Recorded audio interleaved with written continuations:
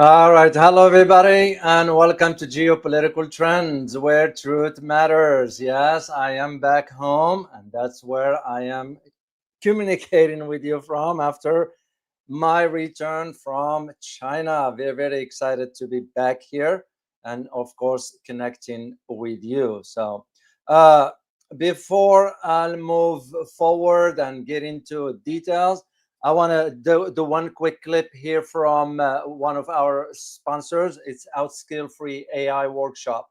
So check it out. Getting rich in 2025 is actually way simpler than most people think.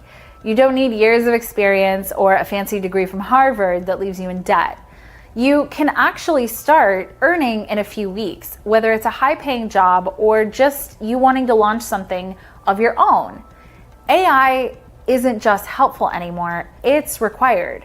Nearly every job today demands AI skills, as chances of people who are skilled with AI is 130% more than the rest. Worry not, I have good news for you.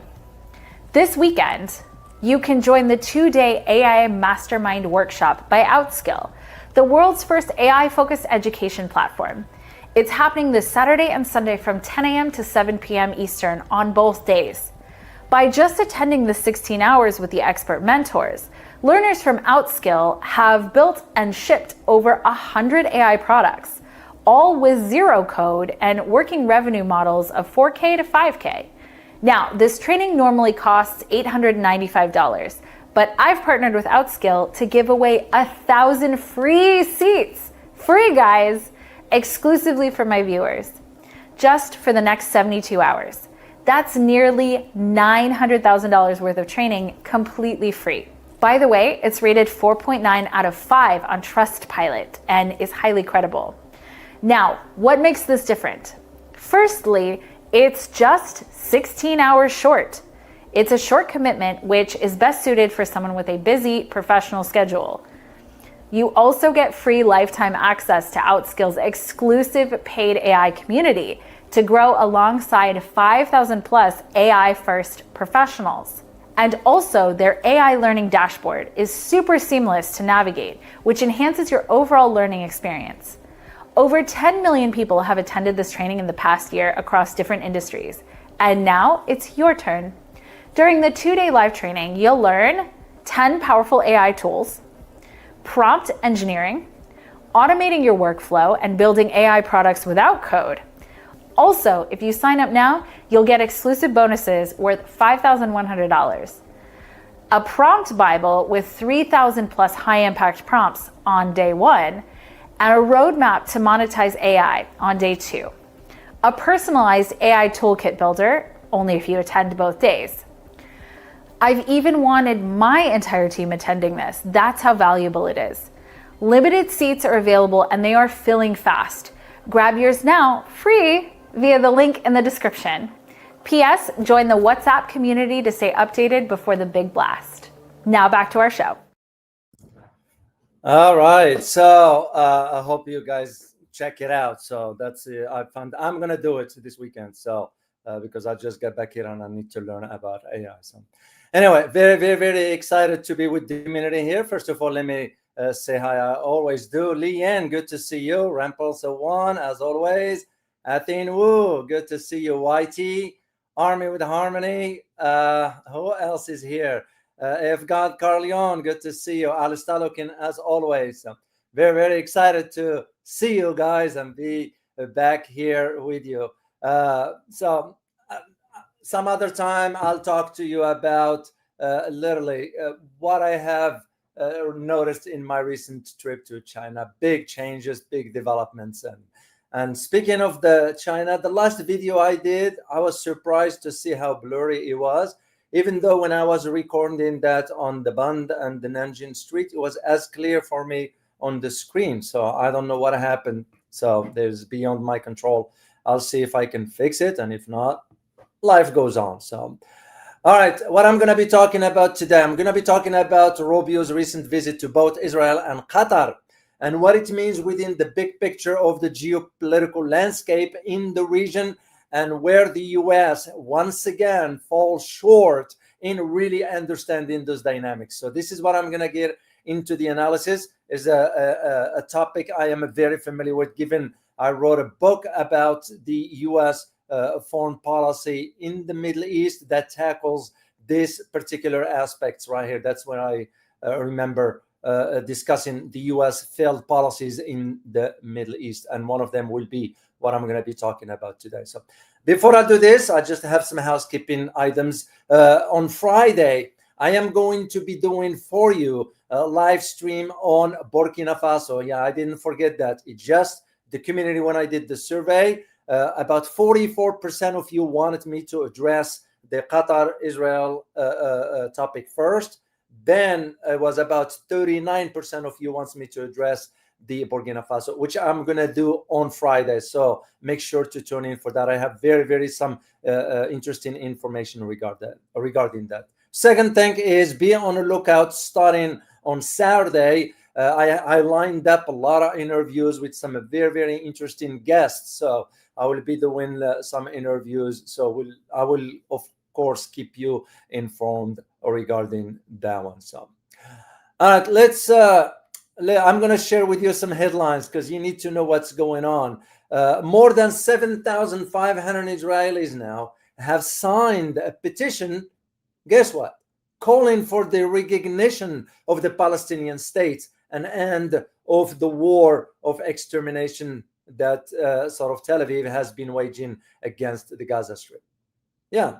Now, to some, number 7,500 might be small, but that's not it's the significance of it. How important that is, that now Jewish Israelis, Jewish people, some of them are requesting now or signing a petition for the recognition of the and I have a picture here. This is Smotrich. He's the finance minister for current Israel, and even the group, the Zionism movement, which consider Smotrich call for annexation and continuation of a war of extermination as the wrong. And by the way, this is why this petition is coming from. It was coming from the Zionism movement, which is an Israeli non-governmental organization that includes both Jewish and Arab activists. So I just want you to be aware of that. Second one is, I think I didn't upload the picture for you, but I'm going to do it quickly here. Just bear with me because it's very important to understand. No, I don't have the picture here, but it's okay. It's not a big deal. This one has to do with here. I'm going to share it. This one has to do with Saudi Arabia now stating that it's going to cut off all or boycott all kind of relations with Israel. Here is my question to you. Are you going to believe what the Saudis are saying? All this is going to be for show. This is exactly what took place in Qatar with the summit of the GCC, the Gulf Cooperation Council, and the IOC, the Islamic Organization. That was the meeting that took place regarding the attacks by Israel on Qatar. All this is nothing but a show, and I'm going to tell you why as I move forward. The third item on the headlines I'm going to share with you has to do with England. Now, of course, Trump is in England right now, but I'm not going to talk about that because I don't care. Who gives a damn about where Trump goes? It's about the official data now in the UK, indicating that inflation, which is about 3.8 to 4% as of August, which is remaining one of the highest among so-called advanced systems or advanced economies, even though in my opinion, and what do you think? Do you think UK is an advanced economy? I don't know. But anyway, and this is what the investors have been suggesting, that even the Bank of England, is unlikely to cut interest rate again this year. That shows you now how the high inflation in England poses a problem for the British government and the Bank of England. So this is why you notice poverty in England is going up. And by the way, this is not just in England, it is also in the US and it is also in Canada. Australia is another country that I'm going to be talking about because I'm going to have a guest from Australia soon to be addressing this particular issue. So, all right, let's talk about our topic of the day, and this one has to do with Qatar. Of course, before that, I'm going to mention about Marco Rubio going to both Israel and Qatar. But here is one thing about this picture.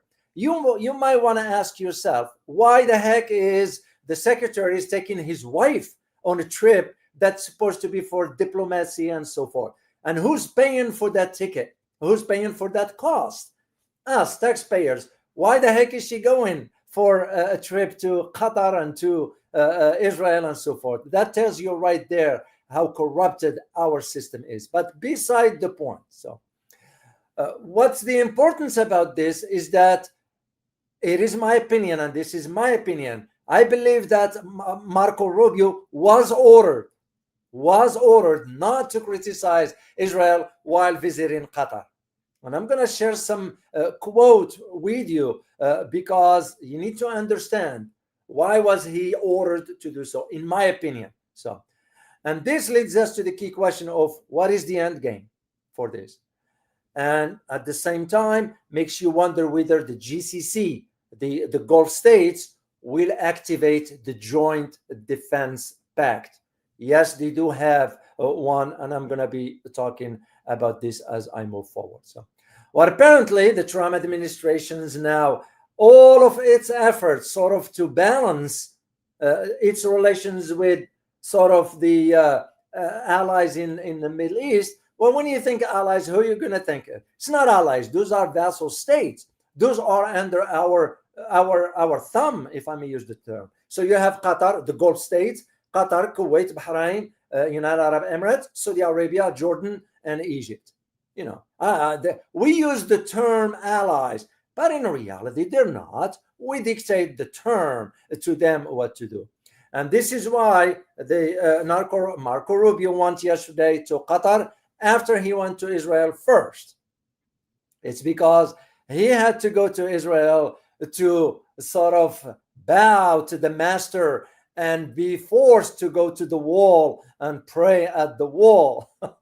I'm not laughing out of laughing. I'm laughing out of the stupidity of, and he's not the first one or the last official in American government. And that tells you right there who really controls the American government. Look at just the look of this picture. It tells you the story right there.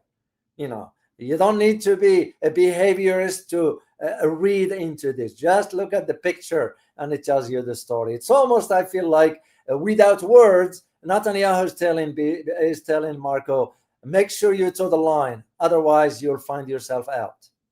That's the way I read it. But again, that's just my opinion.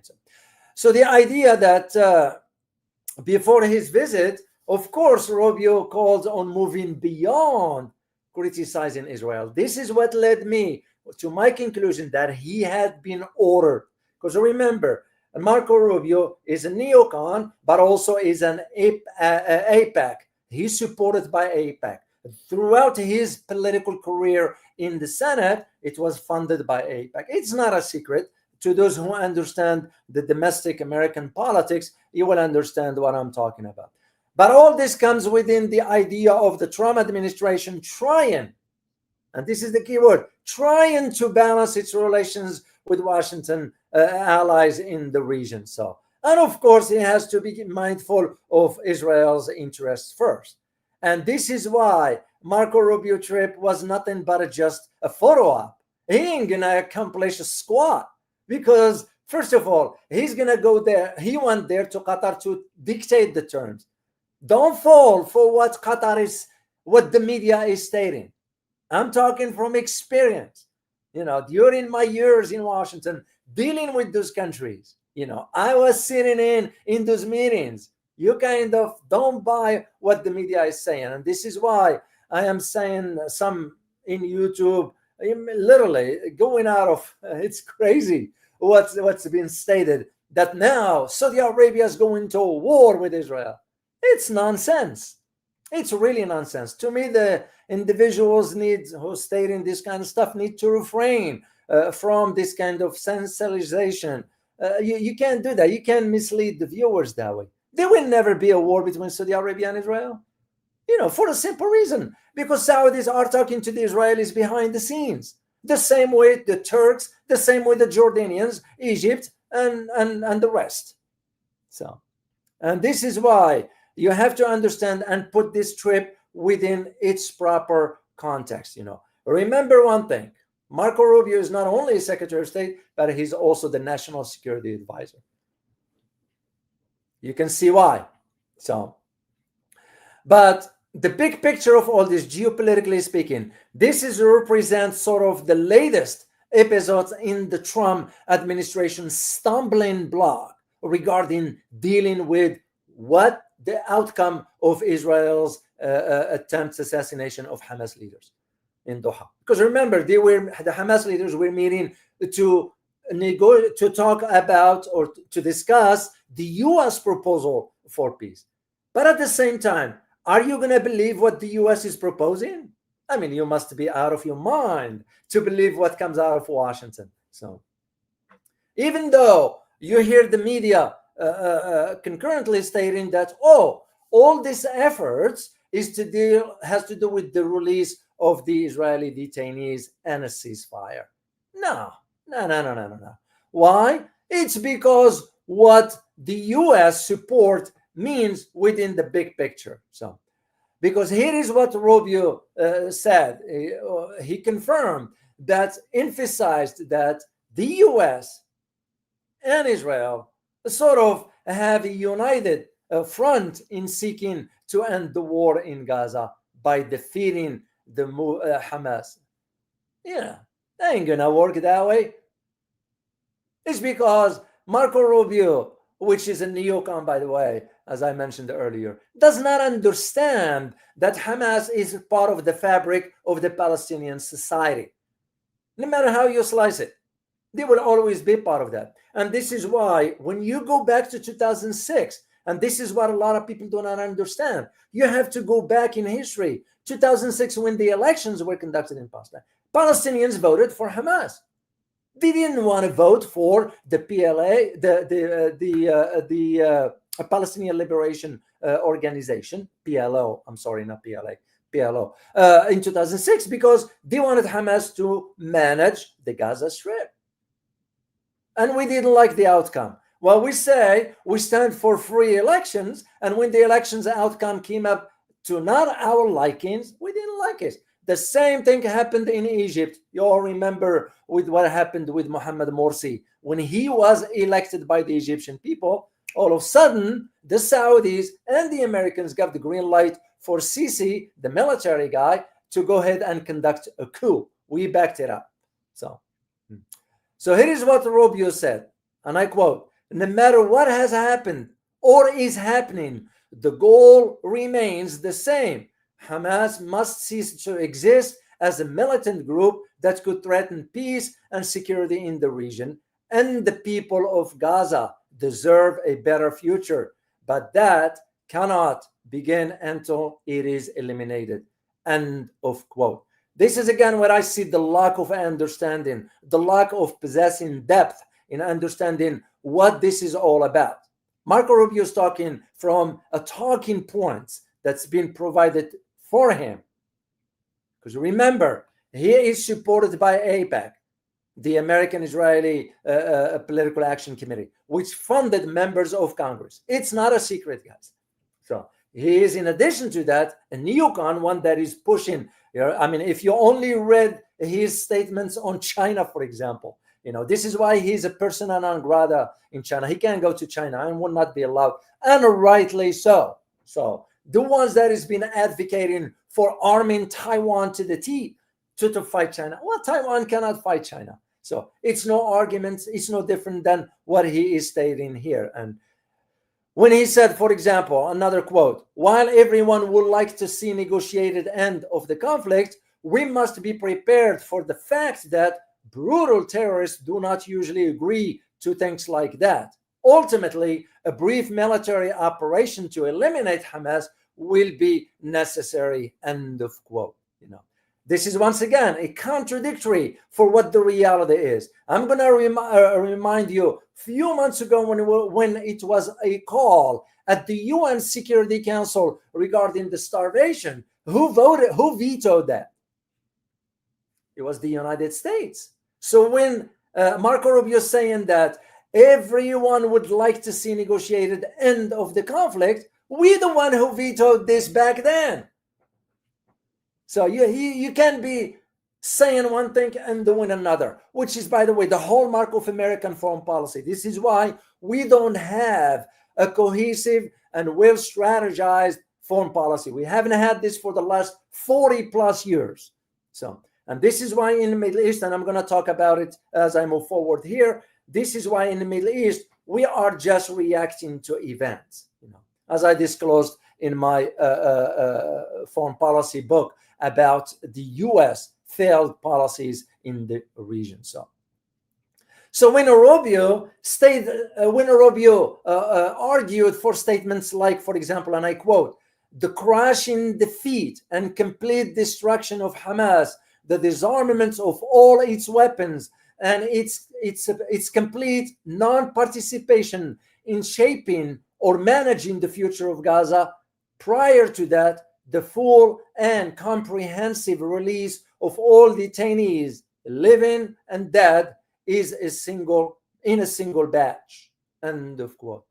That statement right in itself, it tells me how much he lacks in understanding truly what the whole issues are all about. And you don't blame the guy. The guy has been groomed since he entered into politics to push the narrative for more war, for more conflicts.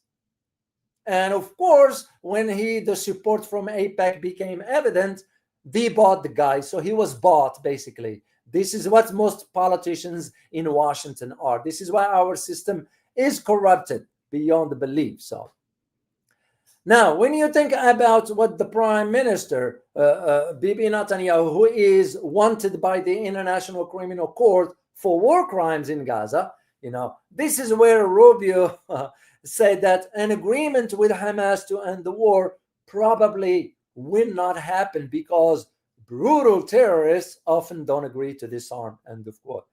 Well, of course, because they are defending whatever they are defending, we're going to be perceive them differently. And that's again where that bias comes in. You need to understand this dynamics of why he had to make the first trip to Israel before his second leg of the trip to Qatar. And I'm going to get into Qatar as I move forward here. So of course, where this put the Trump administration? Well, because Trump is frustrated, but that's just for show. Trump care less who gets bombed, care less who dies. Trump doesn't care for this kind of stuff. So for my American audience, let's not be fooled here. So when media says, oh, despite Trump's expression of frustration over Israeli airstrike on Qatar, this is where Rubio comes and say, and I quote here, what happens next and the role Doha can play, Doha is the capital of Qatar, can play in reaching an outcome. We will continue to encourage them to play a constructive role in this regard. End of quote. Yeah, it's as clear as daylight.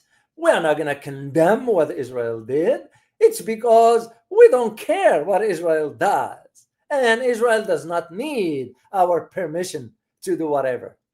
And this is why, to those who say, oh no, Trump's going to pressure Israel, it's nonsense.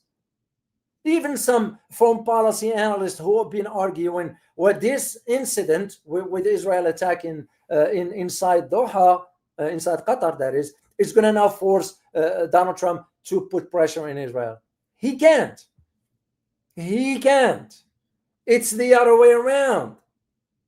It's the AIPAC that puts the pressure. It's the AIPAC that dictates the terms. Trump can do squat. Trump or any president for that matter. And this is why, if you read carefully the statements of Marco Rubio, when it says, and I quote again, I repeat it, what happens next and the role Doha can play in reaching an outcome. We will continue to encourage them, meaning Qatar in this case, to play a constructive role in this regard. So, and yet, did Rubio criticize Israel? No, he can't, because that's where I reached my conclusion that he has been given orders not to do so. So on the other hand, Rubio took it like a free rein to go ahead and criticize countries that are recently announcing the possibility of their recognition of the state of Palestine during the upcoming United Nations General Assembly, which is going to be, by the way, next week. Here is what he said, and I quote, what these countries, meaning the ones that recently announced their recognition of the state of Palestine, what these countries are doing is largely a function of their domestic politics and is largely symbolic, and believe their only effect is to embolden Hamas, end of quote. Because you have countries like Germany saying they will, France, Canada, Finland or Norway, one of those countries. So, and of course, what surprised me the most is that where is the Sunni Arab states, the pathetic ones? So, because they're pathetic. That's how I always feel. So, and this is where you have to understand how the visit was structured, because the visit comes only less than a week after Israel bombed the compound in Doha, where Hamas leaders were sort of meeting to discuss the US proposals. So, and because he had to go there first to get the marching order before he'll state whatever he stated during press conference, or even if it was a question from the press, so he will have the talking points as to what he said. So this is exactly what happened, and I want you to understand this reality. Liking this video so far? Don't just be a watcher. Go ahead and hit the like, share, and subscribe button. And don't forget to tap the bell so you will not miss any of my videos or live streams. This way, you will be supporting a channel that stands for the truth and objective reporting. The choice is yours. Thanks for your support. This leads me to talk about the Qatar hosting the Arab Islamic Emergency Summit. Oh my gosh, that's a mouthful, a title, but it's all for show. It's all for show. I'm here to tell you, based on my experience, it's nothing but a show. So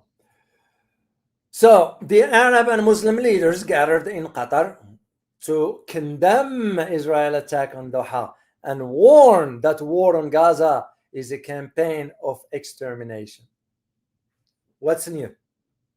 You remember, you guys can go on a record and find some of the videos that I did for you a few months ago, way back when this Gaza conflict started. And I mentioned, mark my word on this, what you're going to be hearing from the Sunni Arab states is nothing but statements, empty bravado, no more, no less. Because in action, when it matters, they won't be able to do so. Here is the interesting thing about this. This so-called summit now, moving from what took place in Doha into Gaza, to show you how they are manipulating their own population. So that was for the meeting of the Islamic organization for that, the Arab Islamic Emergency Summit. So now there is also another entity which took place in Qatar, took a meeting place, and this one it's right here, the GCC. GCC stands for the Gulf Cooperation Council. So, and this one had a meeting yesterday, the day before, on Monday, for an urgent meeting of the Joint Defense Council to be preceded by a session of the military committee to assess the situation following Israel aggression against Qatar. It tells you the story right there. The only reason they're meeting is just to assess. The damage has already been done. It tells you right there that there will be no action. If they are meeting just to assess, It tells me right there, no action. So, but first, I'm going to give you a brief history of the GCC because a lot of people do not even know what it is. So, GCC, the Gulf Cooperation Council, which is a regional, think of it like an SCO, the Shanghai Cooperation Organization, is a regional alliance, which the GCC, which was formed in 1981. That's when it was formed by the 6 Gulf Arab states. And the 6 are Bahrain, Kuwait, Oman, Saudi Arabia, and United Arab Emirates. Once again, Bahrain, Qatar, Oman, Saudi Arabia, and United Arab Emirates. So, and its establishment, the reason why it was established, it was driven by the desire for the political, economic, and cultural unity. And for what? To face the regional challenges, including political instability and economic threats. Instability for whom, you may think, is for the ruling monarchies. That's why you can't trust what they're saying. Shame on those Arab Sunni states, really shame on them. I know it's not the population. Remember, it's too different.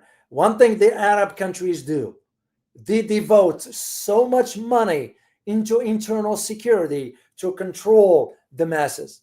This is why the Arab world is not moving forward. It will always be at the end of the line, sadly. So, but only if you learn the history about where the golden age of the Arab culture used to be. If you think about mathematics, who developed mathematics? They weren't the Western countries, they were the Arabs. Khwarizmi at the time. When you think about medicine, when you think of medicine, when you think about astronomy, geography, all this was developed by the Arabs. But they fall into that corrupted mindset. And GCC is no different. So the organization has since evolved to promote economic cooperation, a unified security stance, and a stronger collective voice in global affairs. That's what it stands. That's what they say. So now, to tie these Gulf states into what took place with the Israeli attack. So this is now moving into the direction of activating. It's just a pledge. It's not a foregone conclusion yet. I want you to know this. It's just a pledge to activate the Joint Defense Pact as Arab and Islamic leaders stand in solidarity with Qatar following Israel's attack. So it's the same statements that have been said about what's taking place in Gaza. We stand with the Palestinians, but it's in action that matters. And it ain't gonna be anything from the Arab states. I'm telling you right now. So I'd be surprised if ever, because I've seen throughout history previous events that took place, and the Arabs were just watching from the sideline, like what they are doing right now. So, and this is where Tamim, Sheikh Tamim, he's calling for, and I quote here, concrete steps to address the state of madness of power, arrogance, and bloodthirstiness, obsession that has befallen the government of Israel and what resulted and continue to result from it. End of quote. How can you say that when you have members of the GCC themselves have a diplomatic relations with Israel? That just doesn't make any sense. It shows you right there what the right hand is doing does not know what the left hand is doing. So, and when you have, for example, the Saudis saying we're going to cut off all the ties, whatever. No, they won't. They won't. They will be behind closed doors, excuse me, conversations with the Israelis. That's just the norm, how it is. The question becomes before us is, hypothetically, if this joint military alliance will be activated, what it's going to do? Remember, most of those Gulf states have a lot of American weapons. Are they going to be using these weapons against Israel? What do you guys think? Yes or no? In your opinion, if, and this is a big if the defense mechanism of the GCC is activated, will they be using the US weapons against Israel? Let me just see in the chat box. Yes or no? See your answer. Oh, Famida, Nadali, you say no. Marcian Dorcier, you say no. Irene, I believe. Oh, Army with Harmony, you say no. Jesus Aguilar, you say no.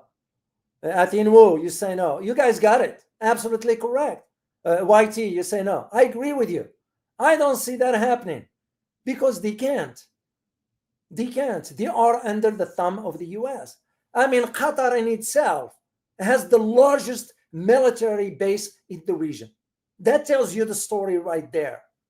So if they have the gut, to me, if Tamim is really have that sort of will, strong will, he will tell the Americans, you know what? I need you to pack and leave. But he can't. Will Saudis do it? No, they can't. Will Jordanians do it? No, they can't. Egypt? No, they can't. That's my point. They can talk all they want. And to me, it became clear when the joint statements came out.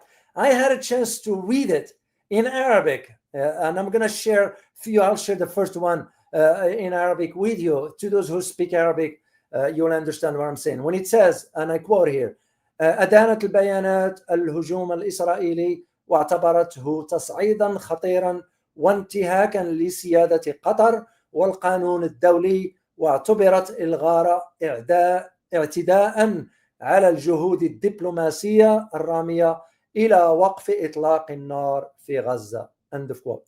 Basically what it says is the condemnation of the Doha strike. The statements condemned the Israeli attack as a grave escalation and a violation of Qatar's sovereignty and international law. The strike was seen as an attack on diplomatic efforts to secure a ceasefire in Gaza. End of quote. It's nonsense. You know why it's nonsense? It's because this has nothing to do with Gaza. You know, if you are a sovereign state and somebody violated your airspace, what are you going to do? Are you going to be negotiating? Let me think about wording this. Oh, you have violated the international law. Oh, you have did that or did this and so forth. Or you're going to react. You're going to sort of do the same. An eye for an eye. Look what Ansarullah Houthis are doing. And I'm going to mention something about that. When Israelis fire at Yemen, the Ansarullah rather, or the Houthis fire back inside Israel. Tell me if there was any Sunni Arab state did that. Look what Iran did. Is Israel now attacking Iran? I don't think so. Is the US attacking Iran? I don't think so. Even though I think Iran is making a mistake by continuing its conversation with the IAEA, the International Atomic Energy Agency. Why? You know, you look at now the same case that exactly what North Korea did when they withdrew from the NPT altogether. Are we threatening North Korea? No, we can't, because we know what they're going to do. We know what the consequences will be. There is no way. And that's why I'm just voicing my opinion regarding where I see the strategic mistake that Iran is making. That's the way I see it. The second point of this, I took about 5 key points in this communique because I wanted to highlight to you, and I'm going to read them to you quickly here. I just wanted to translate the first one for you because I read them in Arabic. So, second one has to do with the support for Qatar. The GCC, the Gulf Cooperation Council, and other participants express solidarity with Qatar and supported any measures it takes to protect its sovereignty and security. Yeah, what they're going to do? All this is nothing but words, as I call them, consumption of ink. You know, and again, I found myself falling back on the statement by Marcus Aurelius, the Roman emperor back then, when he stated, "Watch what a man does, not what he says." So all this bravado of the communique. Here's the third point. Activation of joint defense mechanism. the GCC pledged to assess and activate its joint defense mechanism and Gulf deterrent capabilities, viewing the aggression against Qatar as an attack on all member states. Once again, the reason for these statements is for domestic consumption, no more, no less. Because remember that population in the Gulf states, they've been taken care of by the government from cradle to grave. Why do you think they are silent? Why do you think they can't do squat? It's because they've been given stipend by the government from early age all the way till they die in return for complete obedience. And if you want to find out more about this, read my Saudi book. You'll find out the details that I detail in this about how the monarchy went ahead and managed this aspect of the relationship between the government and its people. Another point here. This is where I found it very manipulative by the GCC. They wanted to include Gaza into this narrative to highlight that, oh, this is not only about Doha, about Qatar. We care about the Palestinian. We cared about Gaza. Well, if you care about Gaza, what have you done for the last months? Nothing. You do have the means. You do have the weapons. You can put some deterrence into Israeli government. And remember, I talked to some Jewish people when I was in China, wonderful beings, and they disagree with what Netanyahu is doing. This like he is out of his mind. So if this Arab state stating, well, we're going to stand with the Gaza and Palestinian rights, here is what they wrote. Gaza and the Palestinian right. The communiques renewed calls for a comprehensive ceasefire in Gaza and condemned Israel's ongoing actions such as genocide and ethnic cleansing. The statements also supported a two-state solution based on the 1967 borders with East Jerusalem as the capital of an independent Palestinian state. They are stating the stuff that will never happen. This is, again, to me, it's manipulation. It's meant for domestic consumption, to silence voices that they are disagreeing with their government. And again, to me, be true to your word. If you are to support Gaza, where have you been for the last year or so? Watching from the sidelines. Once again, you have the means, you have the massive amount of weapons that they have been buying from the United States. And the final phrase in this communique, or the bullet point on this, is the accountability for Israel. The communique called for international action to end Israeli impunity, impose sanctions, review diplomatic and economic relations, and consider suspending Israel membership in the United Nations. No, you and I in this community know what this means. It's nothing but a consumption of ink, no more, no less. You guys been around with me now long enough to understand how the manipulation within the geopolitical realm is played. So in his statements comes out certain ways as is meant for domestic consumption, no more, no less. It's in action that you find out. And all the pathetic Arab Sunni states, they're just standing on the sideline. I had a chance to read the statements of every leader who attended the summit. Oh my gosh, what a joke. What a joke.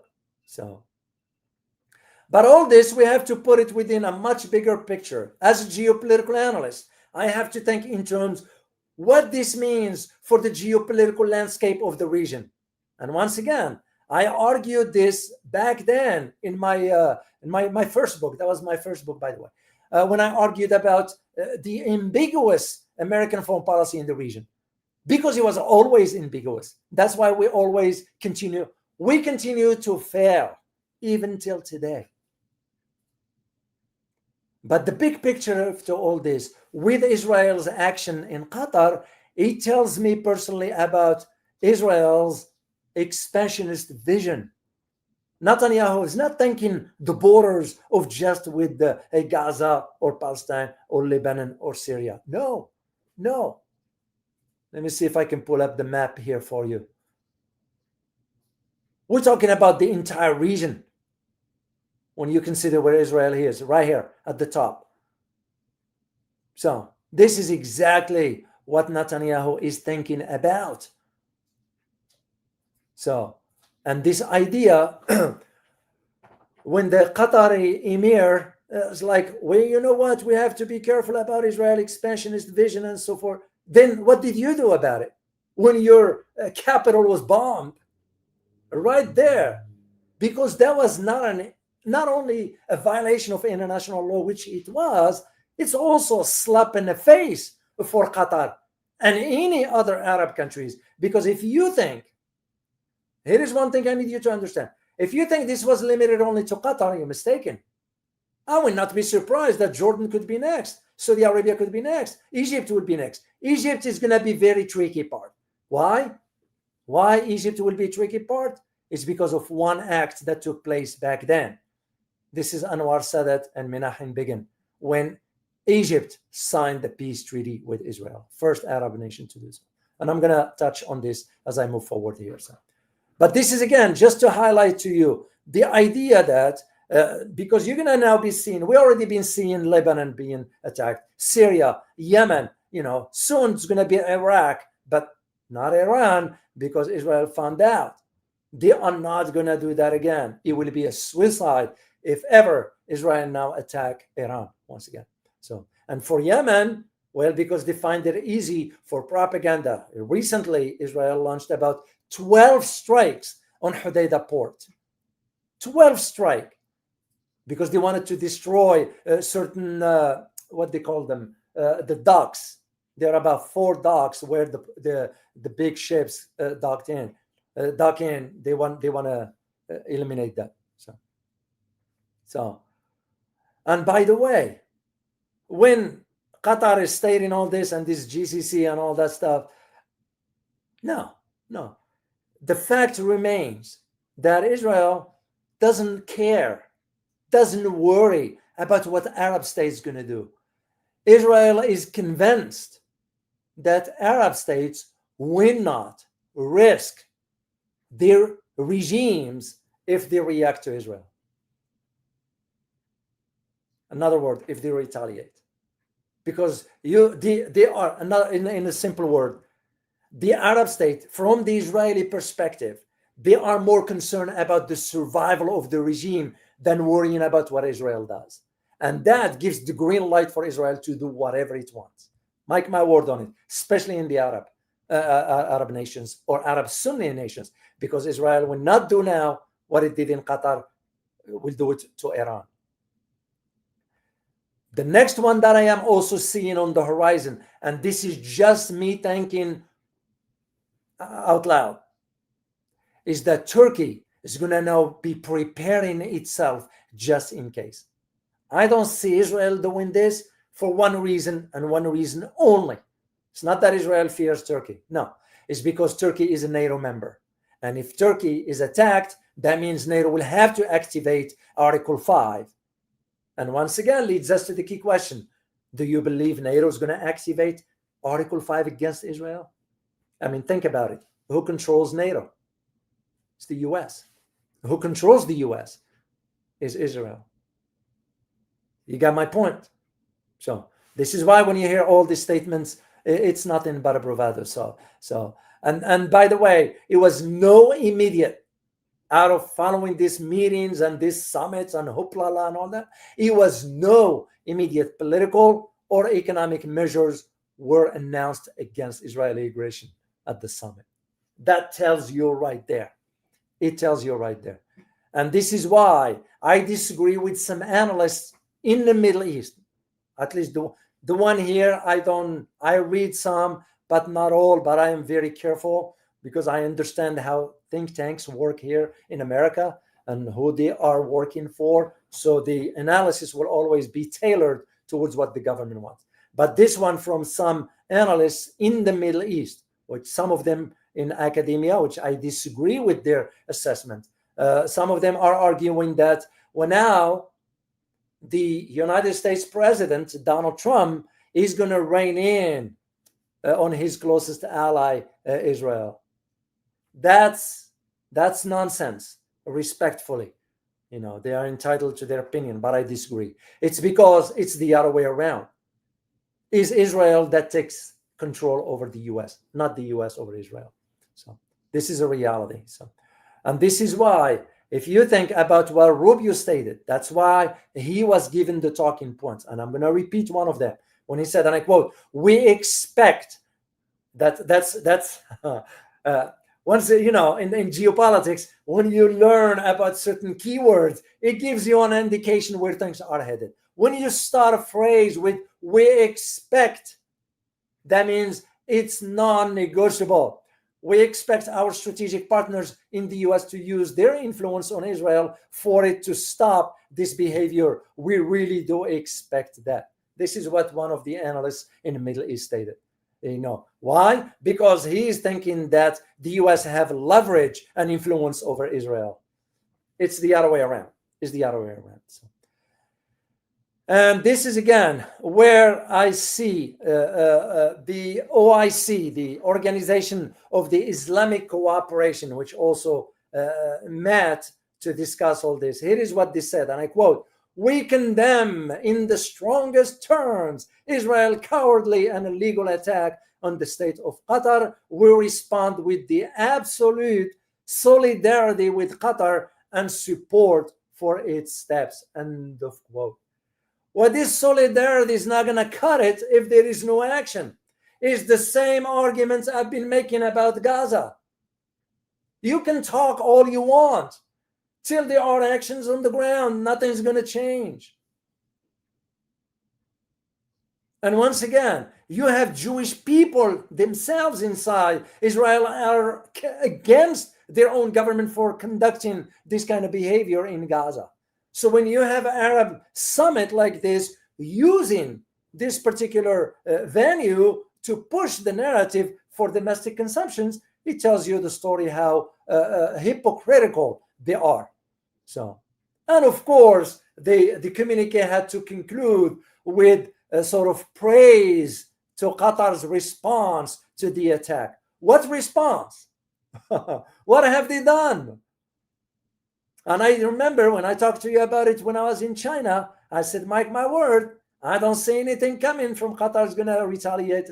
Qatar is not Iran. Qatar is not Hezbollah. Qatar is not Ansarullah. No, they won't. Because because this is what this GCC is all talking about, this solidarity with Doha, mediation and all that, along with Egypt and US and all this is nothing but a bravado. So I'm going to share some statements with you. As I told you, I read the entire thing for the statements of every leader who attended, because they were attendees, representatives of other countries as well. So here is, for example, what the statements from the Turkish president, Recep Tayyip Erdogan, said. "We urge the Arab and Muslim leaders to apply economic pressure on Israel, arguing that past experience has proven the success of such measure or such pressure." He also called for Israeli officials to be brought to justice through international legal mechanism. End of quote. Well, wait a minute, Mr. Erdogan. Aren't you the one who were still sending gas and oil to Israel coming from Azerbaijan? So where were you when the Gaza sort of slaughter was taking place and still taking place? Here is what Egyptian corrupted Sisi said, and I quote, "The heinous attack on Qatari territory is a grave violation of international law and sets a dangerous precedent." End of quote. Really? Shall I mention to my community that Qatar gives money to Egypt? This is the need for statements like that. Saudis give money to Egypt to crack down on Muslim brotherhoods. This is what happened when the Saudis and the US agreed to give the green light for Sisi to conduct the coup against Mohammed Morsi. See, this is what I need you to understand, these dynamics. the hypocritical Arab Sunni leaders. So, here is what Sisi is saying. I say to the people of Israel that what is happening now is sabotage of the existing peace agreement, and the consequences will be dire. He said Egypt was the first Arab country to establish diplomatic relations with Israel in 1979, and this is the picture of Menachem Begin. This is I forgot his name. He was the prime minister, Zihak Shamir, if I'm not mistaken. This is Anwar Sadat, of course, and of course you all know what happened to Anwar Sadat thereafter. So, and this is my point. What they are saying. So, even I'll go as far as Malaysia. Anwar Ibrahim stated, and I quote, "Condemnations will not stop the missiles. Declarations will not free Palestine." He's right. He's right. But the question remains, what can they all do? Pakistan Prime Minister Shehbaz Sharif, that's a nuclear power. It is what he said. We adopt effective measures toward off Israeli expansionist designs. End of quote. All this is nothing but statements. Have nothing to do with the reality. Iran's president Masoud Pezeshkian, he argued that we should act together to stand up to the Israeli behavior because Israel has violated the sovereignty of a number of Arab and Muslim states under the false pretext of self-defense. End of quote. But here is the question regarding this statement from the Iranian president. I am sure President Pezeshkian understands that the Sunni Arab do not trust Iran. Why do you think some of them allow their airspace to be used in attacking Iran? So he shouldn't be naive to think just because he's sitting with them in a meeting, they're going to give him the courtesy and the trust to say, yeah, we stand with you. They'll turn around and stab Iran in the back as they did. Jordan allowed its airspace to be used. Saudi Arabia allowed its airspace to be used. So United Arab Emirates, Qatar, the bases where they were coming from, the tanker that fueled the fighter jets for Israel, where did they came from? They came from Qatar. So, and this is again, and I read again some analysis by some academia. One that took sort of caught my attention by Professor Andrea Desi. He's an assistant professor of international relations in Rome, in Italy, at the University of Rome. I see the argument of his point, and I couldn't agree more. That the Doha summit had some change into the language, into the tone of it. And one of them has to do with the idea of moving forward with the Military Defense Act. In other words, are they gonna act militarily, or they just saying they will consider and assess the military pact? So I see his point on this, that the tone has changed, but there will be no action with that. So and why all this happened? Because something had to change, and I couldn't agree more with this professor, because in terms of the security architecture for why the GCC is saying what they're saying, but because of the region. So however, don't expect anything to change. The U.S. base in Al-Ubaid will still be in Qatar, because most of these Gulf states depend on the U.S. security. If they really were serious about what they want to do, they would have done it way back, but they won't. They're not going to do anything. So, and this is, again, you need to understand, and I'm going to conclude. I'm going to share with you one of them about what the Ansarullah did while all this taking place, is that it was an urgent alert inside Israel. And the Israeli army issued an urgent warning yesterday. Why the warning? The issue yesterday for the Yemenis, because they asked people to evac the port of Hodeidah in western Yemen, because they attacked it with 12 strikes. So here is where the difference between Ansarullah or Houthis and Qatar and Jordan and the like. When Israel did this, Houthis retaliate. Here is what the Houthis did. And I got a picture. I tracked this one and I confirmed it. This is a missile launched from Yemen towards Israel. And this missile forced an Israeli presidential plane to make an emergency landing. It was a presidential plane in the air. And when the missile was launched from Yemen by Houthis, it forced it to make an emergency landing. So, of course, Israelis will have to say that they announced that they have intercepted the missile fired from Yemen. And this comes only hours. This is again where the difference between Ansarullah and the rest of the Sunni Arabs. Only hours after the port of Hodeidah in western Yemen was subjected to Israeli attacks. So, and I checked on this 4 docks in the port of Hodeidah. Why? Because Israel wants to decapitate the entire operations in the Hodeidah, but it won't work, because how many times they've been bombing Hodeidah? Nothing's going to change. So, and once again, all this, and I'm going to conclude here soon with an excerpt from my book. All this puts now Washington policies in the Middle East are nothing but an illusion. There is nothing but an illusion. It's because we seems to have this policy that is contradicting itself. Here you have a base in Qatar, and you are allowing Israel to go ahead and attack Qatar. So, and by the way, what happened to the US Iron Dome that's supposed to protect Qatar?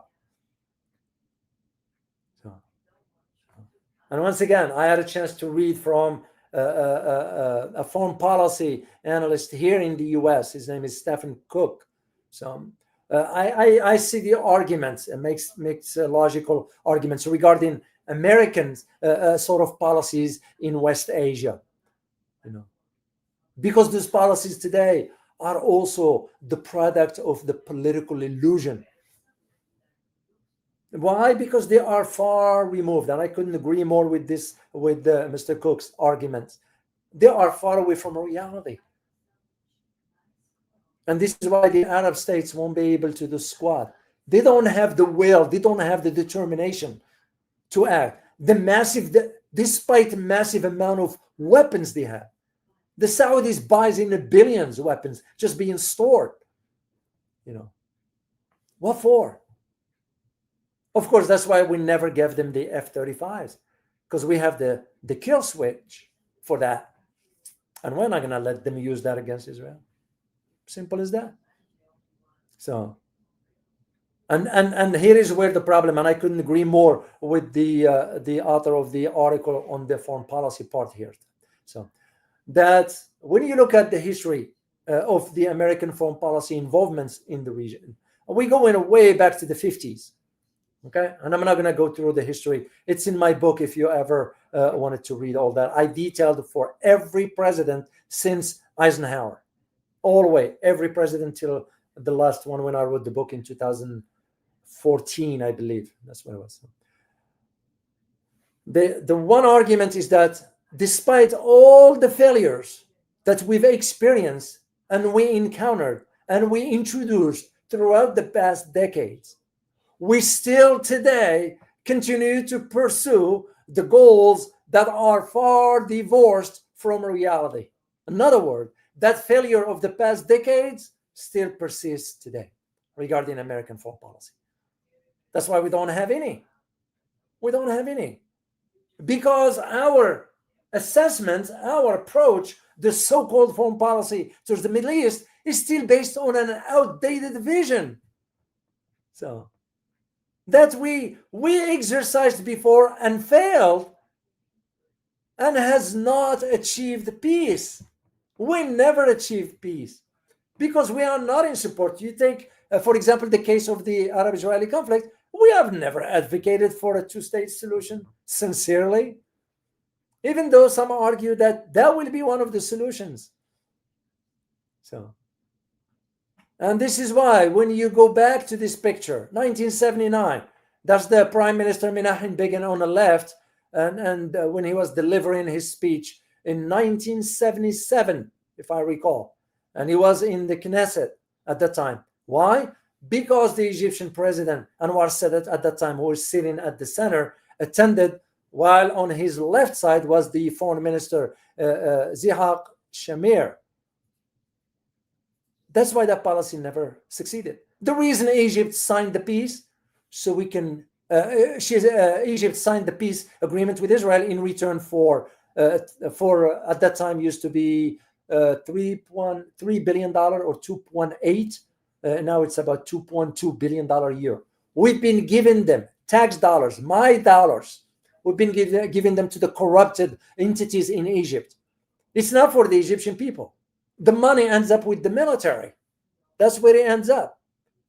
And I disclosed, based on evidence, when Hosni Mubarak died, there were billions stashed in a Swiss bank.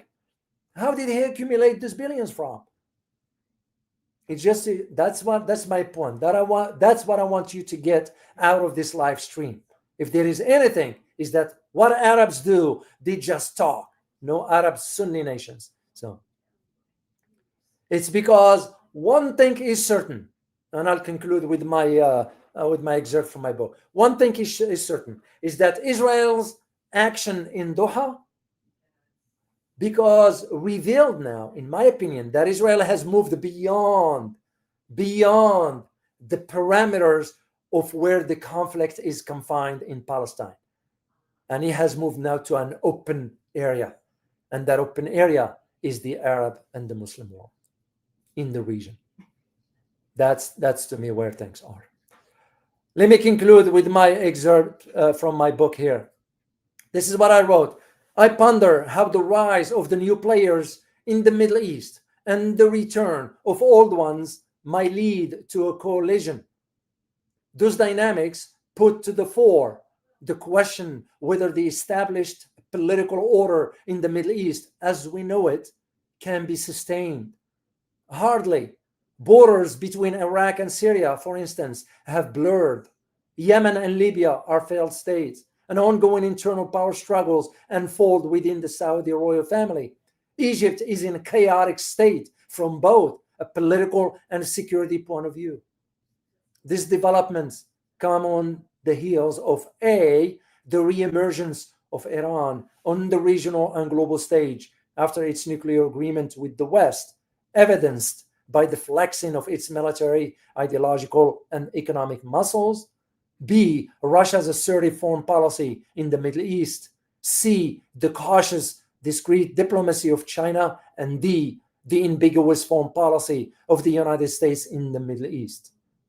The aforementioned suggest that the post-colonial order is about to change, and some believe that despite the chaos in the Middle East, the states where the conflicts are enduring will remain, though it might be under different setting. That's what I argued back then. So anyway, I hope you guys enjoyed listening to this. It's so glad to be back home here with you all. I'll take this opportunity to say thank you to the community for making my trip to China a reality. I learned a lot. I'm already going to be thinking. I've already put some plans in motion as far as thinking for the next ventures, and I will announce it in due time. So for now, I just want to express my sincere thanks to the whole community who supported, everybody who supported the trip. A special thanks goes to my special donor, who still didn't give the green light to disclose the name, so I'm gonna be respectful of that. So I just want to say thank you to all that. It was really an eye opening for see the developments that China has achieved in comparison to the year before when I went in. So, and hopefully I will be sharing more when the opportunity presents itself. So let me say thank you to some supporters here. Jesus Aguilar, as always, man, truly appreciate your support for the channel. I'm very, very grateful to you for that. So, Raphael, an avid supporter of both channels. I'm very, very grateful to you, Raphael. Professor, history will not be kind to Putin. I'll say you stated, Professor, history will not be kind to Putin. We are going to discover that he is a con man.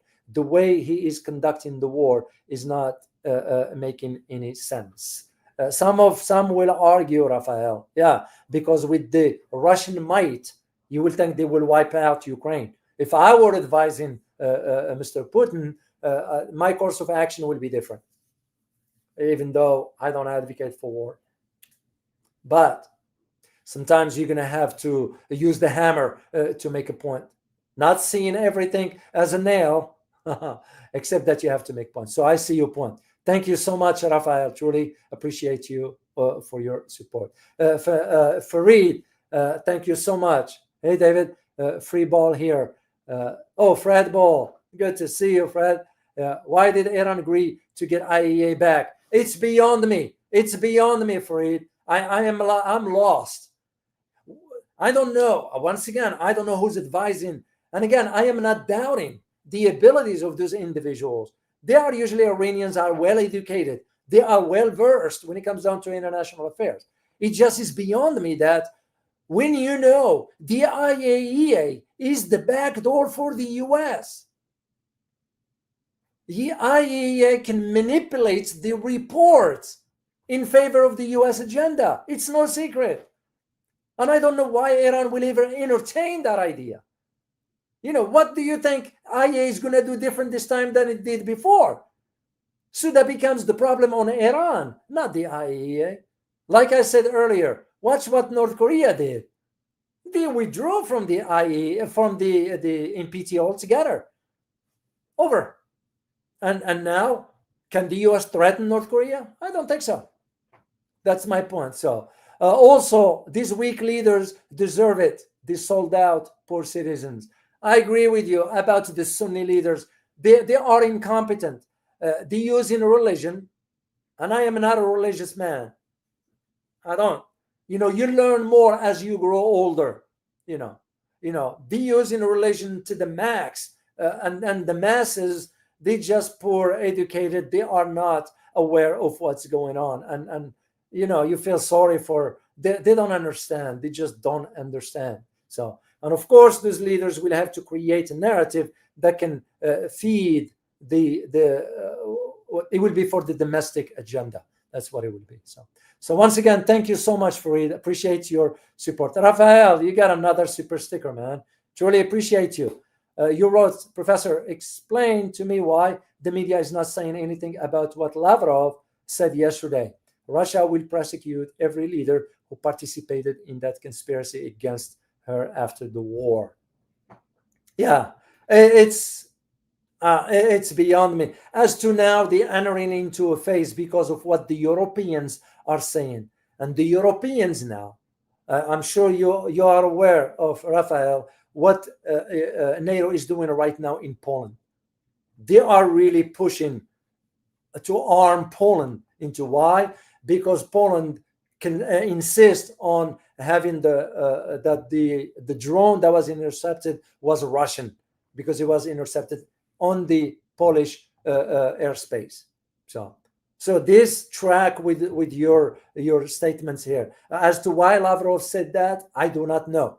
I don't. If I have the answer to that, I would have give you that answer, but I don't have the answer as to why. I'm going to be doing some reading regarding the statements, what is exactly what Mr. Lavrov is referring to, and hopefully if I find an answer, I will get back to you on that. So thank you so much, Raphael. Truly appreciate you for your support. So, and to the, once again, I just want to remind you, on Friday, I will be talking about this particular leader.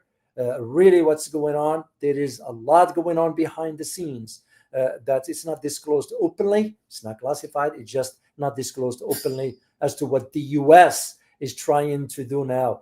in the entire Sahel region. So I'm going to be disclosing some information for you. So make sure to join me on Friday. And tomorrow, make sure to join me and Elizabeth. We will be on the Geopolitics and Money channel. We'll be addressing some other topics. So for those who wants to support the channel, so we don't do the Asia trip anymore, this is the link if you are interested in supporting my work on this channel. Please make sure to share this video with others and subscribe if you have not done so. So as always, remember, geopolitics impact your daily life in more ways than one. Till next time, bye-bye.